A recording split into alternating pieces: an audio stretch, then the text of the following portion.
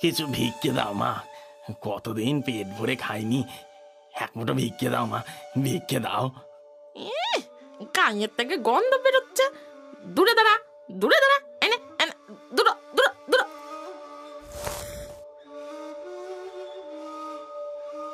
এত বাসি পচা খাবার মা। তা তোকে কি পোলাও মাংস দিতে হবে নাকি? দূর। না না না না না না না, আমাকে ছেড়ে দাও, আমাকে ছেড়ে দাও। চাই না, চাই না, আমি এইভাবে বাঁচতে চাই না, চাই না। বীরেন, বীরেন, কি হয়েছে বীরেন? কি হয়েছে বাবা? তুই অমন চিৎকার করে উঠলি কেন? আর তুই এত ঘেমে গেছিস কেন? আমাকে বাঁচাও, আমাকে বাঁচাও মা। আমি আমি এ জীবন কাটাতে পারবো না মা। আমি লোকের উচ্ছিষ্ট খেয়ে বাঁচতে পারবো না মা, আমি পারবো না। কি আবোল তাবোল বকছিস বীরেন? কি জীবন কাটাতে পারবি না তুই? তুই নিশ্চয়ই কোনো খারাপ স্বপ্ন দেখেছিস। না মা, না মা, এটা কোনো স্বপ্ন নয়, এটাই বাস্তব। আমি মৃত্যুপুরীর ঘন্টা শুনতে পেয়েছি মা। ও আবার নিস্তার দেবে না মা। এই ঘন্টা যেটা দূরে অজানা পাহাড়ের উপরে রয়েছে, কিন্তু তার শব্দ তো সকলেই শুনতে পায়। এতে ভয়ের কি আছে? অত সহজ নয় মা। আমি জীবনে অনেক অন্যায় করেছি মা, তোমাকে কষ্ট দিয়েছি, ভাইকে ঠকিয়েছি, কিন্তু তার থেকেও বড় পাপ আমি কাল করেছি মা। হ্যাঁ, কাল করেছি। তার মানে তুই তো পরশুদিন তোর মাসির বাড়ি গেছিলি।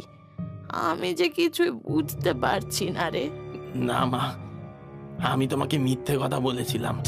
আসলে আসলে আমি মৈনাক পাহাড়ের ওপরে ওই যে সোনার ঘন্টাটা রয়েছে তার সন্ধানে গিয়েছিলাম। কি তুই কি বলছিস বীরেন? ওই ঘন্টা যে অভিশপ্ত।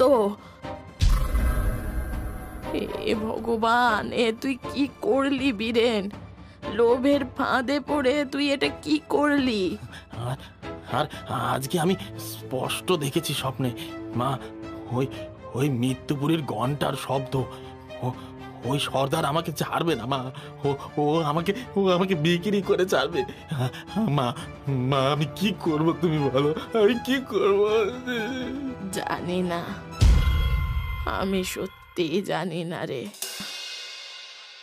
ভোরের সূর্য তখন সবে তার প্রথম কিরণ বিচ্ছুরিত করেছে মাত্র। ঠিক তখনই মঞ্জু ঘুম থেকে উঠে দেখল তাদের বাড়ির দাওয়াতে একটা ছেলে বসে আছে। তার চুল উস্কো খুস্কো, পরনে শতচ্ছিন্ন নোংরা কাপড়, আর গায়ে বিভিন্ন জায়গায় দগদগে ঘা। মঞ্জু বিস্ফারিত দৃষ্টিতে একটু এগিয়ে আসতেই দেখল বরং বীরেন, কিন্তু তার হাবভাব এক রাতের মধ্যেই যেন সম্পূর্ণ বদলে গেছে। বীরেন, বীরেন, কি হয়েছে খোকা? কি হাল করেছিস তুই? হ্যাঁ, সরে যাও, সরে যাও, আমার থেকে সরে যাও, আমায় যেতে হবে, ভিক্ষে করতে বেরোতে হবে আমাকে, যাও। না না না না বীরেন, আমি তোকে কোথাও যেতে দেব না। এদিকে দেখ বাছা, আমার কথা শোন।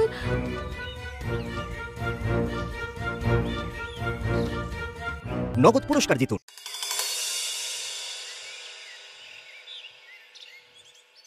একটু ভিক্ষে দেবে মা, খিদের জ্বালায় পেট জ্বলছে, এক মুঠো ভিক্ষে দাও মা। কে রে, সকাল সকাল এসে ভিক্ষে চাইছিস? একটু ভিক্ষে দাও মা, কাল থেকে কিচ্ছুটি খাইনি গো। মা, কি অবস্থা লোকটা, দেখ কি বিভৎস, বাপরে।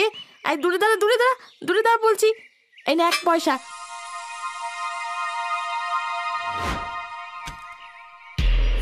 পয়সা দিয়ে আমি কি করব?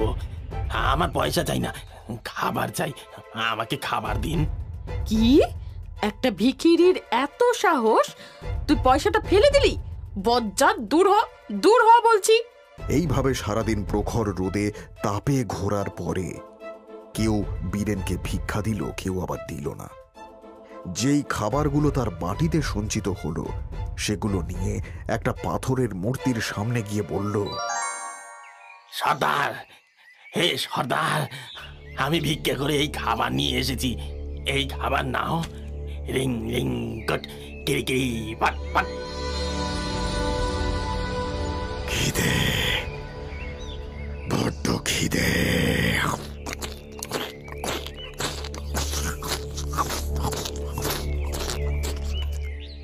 এইভাবেই কেটে গেল বেশ কিছুদিন। সেদিন বীরেনের মা অন্যমনস্ক হয়ে ঘরের মধ্যে বসেছিল। ঠিক তখনই তার ভাই নরেন ঘরে ঢুকে বলল, মা, ও মা, কোথায় গো মা? নরেন, তুই এসেছিস বাবা? তুমি কেমন আছো মা? কলেজ থেকে ছুটি পড়তেই আমি তোমার কাছে ছুটে এলাম। খুব ভালো করেছিস বাবা, আমি তোর কথাই ভাবছিলাম। এই দেখো, তোমার জন্য মোয়া এনেছি, আর দাদার জন্য এই গাছের কতবেল। তা সে কোথায়? বীরেন, তোর দাদা, তোর দাদা যে এখানে আর নেই নরেন। এখানে নেই মানে? কোথায় সে? দাদা কোথায় গেছে মা? চুপ করে থেকো না, বলো। তোর দাদা তার মনে পাপ এনেছিল নরেন। সে মৃত্যুপুরীর সোনার ঘন্টা চুরি করতে চেয়েছিল। মৃত্যুপুরীর ঘন্টা? সেটা কি আবার? মা তুমি কি বলছো? আমি তো কিছুই বুঝতে পারছি না। নরেন, তুই ছোট থেকেই মামা বাড়িতে মানুষ হয়েছিস, তাই এখানকার বিষয়ে তুই কিছুই জানিস না। তোর দাদা বীরেন বরাবরই তোকে হিংসে করে এসেছে। এমনকি তোর বাবার যা জমি জমা ছিল সে সেগুলো সব বেচে দিয়েছে। কি বলছো কি মা? দাদা দাদা এমন করেছে? হ্যাঁ রে নরেন, তুই সোজা সরল, তোকে আমি কখনোই এই সব বিষয়ে বলতে চাইনি, কিন্তু আমি ভাবতে পারিনি যে বীরেন লোভের বশে এমন একটা কাজ করতে পারে। এর পরিণাম যে সর্বনাশী হবে, সর্বনাশী। কিন্তু মা, দাদার হয়েছেটা কি? তোর দাদা ওই ডাকাত সর্দারের আত্মার অভিশাপে ভিখিরিতে পরিণত হয়েছে নরেন। সারাটা দিন ঘুরে ঘুরে সে ভিক্ষা করে, আর সে খাবার সর্দারের কবরের কাছে নিয়ে যায়। এসব তুমি কি বলছো কি? কিন্তু ওই মৃত্যুপুরীর সোনার ঘন্টার মধ্যে এমন কি আছে যার জন্য দাদার এমন অবস্থা হলো? আর সেই সর্দারি বাকি? মৈনাক পাহাড়ের ওপর একদল ডাকাত থাকতো। তারা ছিল যেমন দুর্ধর্ষ তেমনই নির্মম।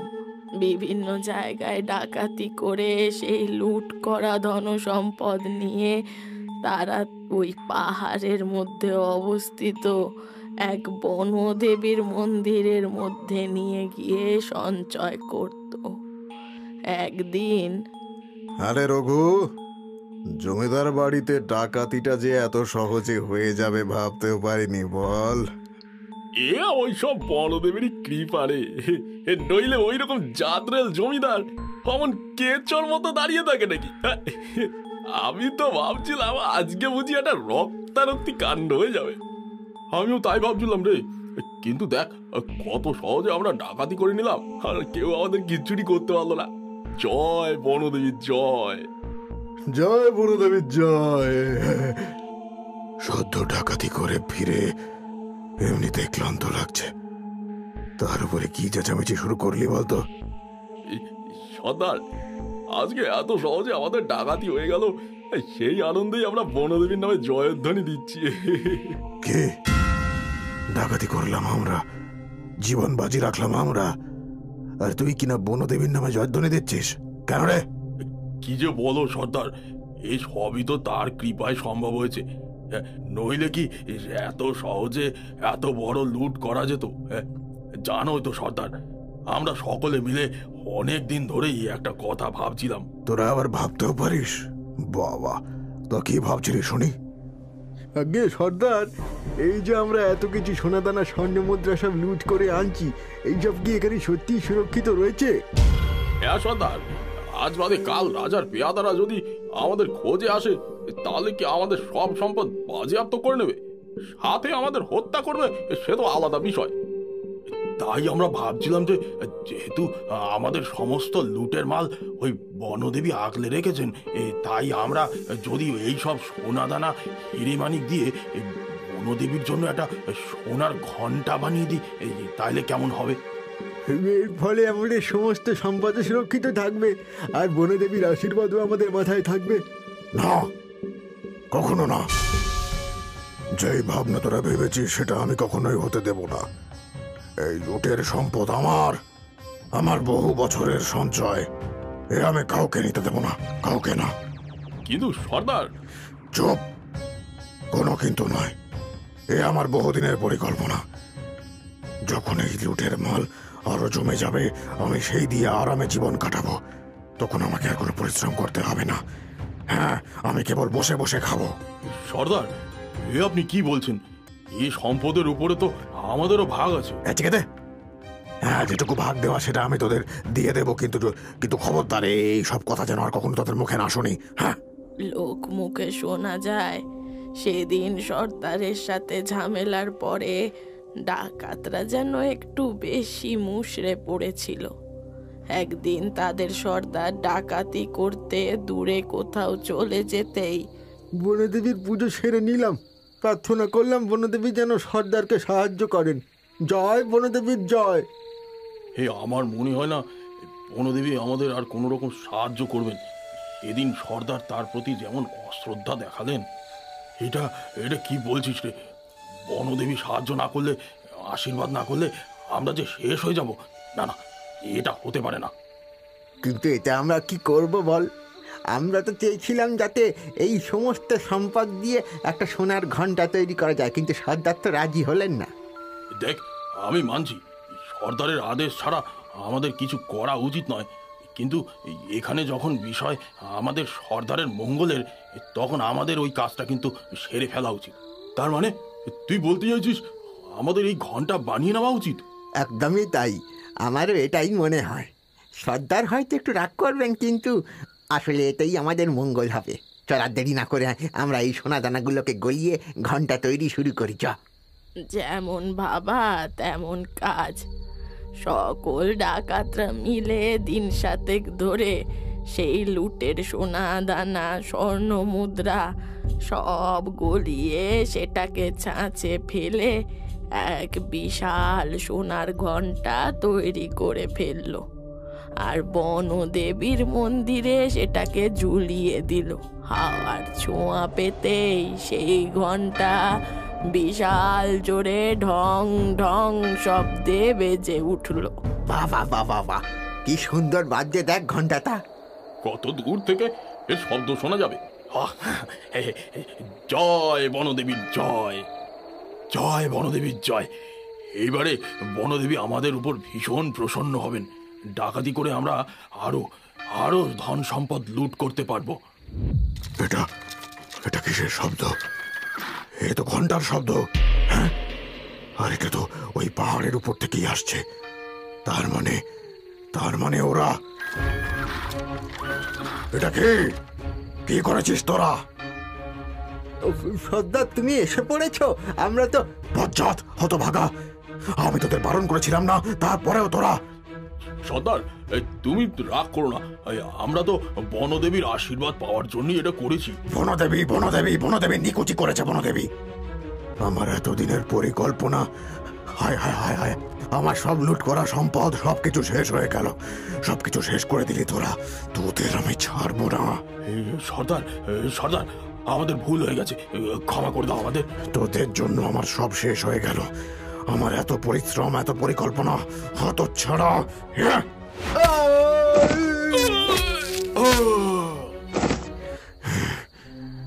শেষ করে দিয়েছি, বিশ্বাসঘাতকগুলোকে শেষ করে দিয়েছি। এবার কি করব? এই তো সেই ঘন্টা।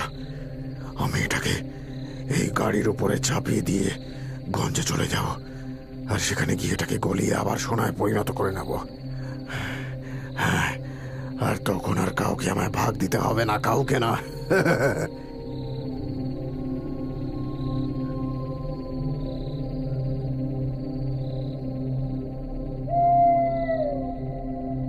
কে কে আমার গাড়িটাকে টানলো? শয়তান, পাপিষ্ঠ, লোভী, তোর এত দুঃসাহস! তুই কি ভেবেছিস এত বড় অন্যায় করে তুই পার পেয়ে যাবি? বনদেবী, বনদেবী আপনি? পাখণ্ড! এতদিন ধরে এত মানুষকে নিঃস্ব করেছিস, পরের ধন লুট করেছিস, কিন্তু আজকে নিজের ডাকাত দলের সদস্যদের হত্যা করে তুই তোর পাপের ঘড়া পূর্ণ করে ফেলেছিস। বনদেবী, আমাকে ক্ষমা করুন, আমার ভুল হয়ে গেছে। এটা ভুল নয়, পাপ। তোর খুব আশা না যে তুই বিনা পরিশ্রম করে বসে বসে খাবি? বেশ, আমি তোর সেই আশাই পূরণ করছি। আমি তোকে অভিশাপ দিলাম, আজ থেকে তুই অমর, এক জড় পদার্থের মতো চিরকাল তুই বেঁচে থাকবি। না বনদেবী, না, এমন অভিশাপ দেবেন না, না। কিন্তু চিন্তা করিস না, জড়ো হলেও তোর খিদে থাকবে, আর তোর খাদ্যের যোগান দেবে এই গ্রামের সেই সব লোকেরা যারা নিজেরাও তোর মতোই অলস, কুঁড়ে আর লোভী। না বনদেবী, না না না, দয়া করুন, দয়া করুন, আমাকে দয়া করুন। এই ঘন্টা আজকে থেকে তারাই শুনতে পাবে যাদের মনে লোভ রয়েছে, পাপ রয়েছে, আর তারাই তোর জন্য ভিক্ষে করে খাবার নিয়ে আসবে। এটাই তোর পাপের শাস্তি, ভোগ কর। এই থেকে আজ পর্যন্ত সেই মৃত্যুর ঘন্টা তারাই শুনতে পায় যাদের মনে লোভ রয়েছে, পাপ রয়েছে, যেমন যেমন তোর দাদা শুনেছিল। কিন্তু মা, এর থেকে বাঁচার কি কোনো উপায় নেই? আমি যে দাদাকে বাঁচাতে চাই, তাকে ফিরিয়ে আনতে চাই। মৃত্যু ছাড়া আর কোনো ফেরার পথ নেই নরেন, ফেরার পথ নেই। না না না, কখনো হয় না। আমি দাদাকে সুস্থ স্বাভাবিকভাবে ফিরিয়ে আনবই। আমি সেই মৈনাক পাহাড়ে যাব। এরপরে নরেন মনে সাহস নিয়ে সেই মৈনাক পাহাড়ে গিয়ে উপস্থিত হলো। অবাক হয়ে দেখল সেই পাহাড়ে এক বনদেবীর মন্দির রয়েছে, আর তার বারান্দার কাছে ঝুলছে একটা ঘণ্টা। সে চমকে উঠল, আর তার কাছেই পাথরের মূর্তির মতন বসে রয়েছে ডাকাত সর্দার। নরেন এবারে বনদেবীর মূর্তির সামনে গিয়ে হাত জোড় করে বলল, হে হে বনদেবী, আমি যাগযজ্ঞ কিচ্ছু জানি না, আমি কেবল ভক্তি জানি। মনের সমস্ত শ্রদ্ধা একত্রিত করে বলছি মা, যেমন সৎরা তোমার সন্তান, তেমনি অসৎরাও তো তোমারই সন্তান। যেমন পুণ্যাত্মারা তোমার আশ্রিত, তেমনি পাপাত্মারাও তো তোমার চরণেই রয়েছে মা। দয়া করে তুমি এই পাপচক্র শেষ করো মা, শেষ করো। আমার দাদার মতন কত মানুষ আজকের এই চক্রে জড়িয়ে গেছে মা, তুমি তাদেরকে মুক্তি দাও, মুক্তি দাও মা, মুক্তি দাও। নরেন, ওঠো বাছা, এই তো আমি এসে গেছি। মা, তুমি এসেছো, তুমি এসেছো, তোমার অশেষ কৃপা মা, তোমার অশেষ কৃপা। এত বছর ধরে এত মানুষ এই পাপ চক্রে আবর্তিত হচ্ছে, কিন্তু কেউ কখনো তোমার মতো ভক্তি দেখায়নি। তোমার ভক্তিতে আমি প্রসন্ন। বলো, কি চাই তোমার? মা, তুমি জগৎ জননী, তুমি তো সবই জানো মা। আমার দাদাকে এই পাপ চক্রের মধ্যে থেকে মুক্ত করো মা। তার সাথে সাথে চিরকালের মতন এই চক্র, এই ঘন্টাকে শেষ করে দাও মা, শেষ করে দাও। বেশ, তোমার ভক্তিতে আমি খুশি নরেন, তাই তুমি যেমনটা চাইলে তাই হবে। কিন্তু তার আগে ওই ঘন্টাটাকে সমুদ্রের জলে ফেলে দিয়ে এসো, তাহলেই তোমার দাদা আবার স্বাভাবিক হয়ে যাবে। ধন্যবাদ মা, তোমায় শত কোটি প্রণাম, শত কোটি প্রণাম তোমায়। এরপরেই নরেন সেই বিশাল আকার সোনার ঘণ্টাকে সমুদ্রের জলে নিয়ে গিয়ে ভাসিয়ে দিল, আর তার সাথে সাথেই তার দাদাও স্বাভাবিক হয়ে বাড়ি ফিরে এলো। এরপরে ওই গ্রামে আর কেউ কখনো ওই ঘণ্টার শব্দ শুনতে পায়নি।